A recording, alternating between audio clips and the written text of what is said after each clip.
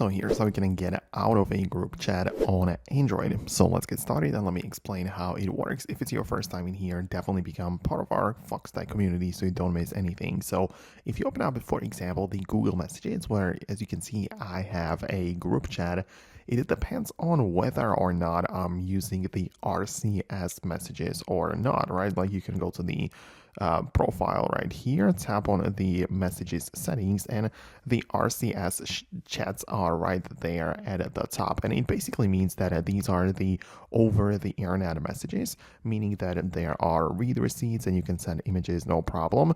And if that is turned on, and if you have like SIM card and it all supports it, then you can of course have full group chats available where you can get inside, tap on the person's icon at the top, and you can basically leave this conversation. So that is how you can get out of a group chat. So if it's an RCS and everybody's using RCS, you can quickly get outside of that.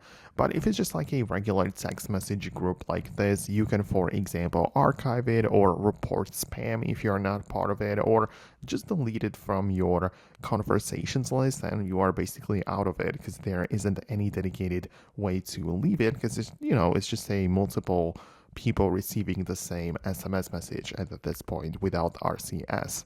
And that's essentially everything I wanted to show you in this video. If you have any further questions, let me know about those below in the comments. It's possible I'll make more videos about that particular topic, but for now that's it, and I'm gonna see you in the next tutorials as well.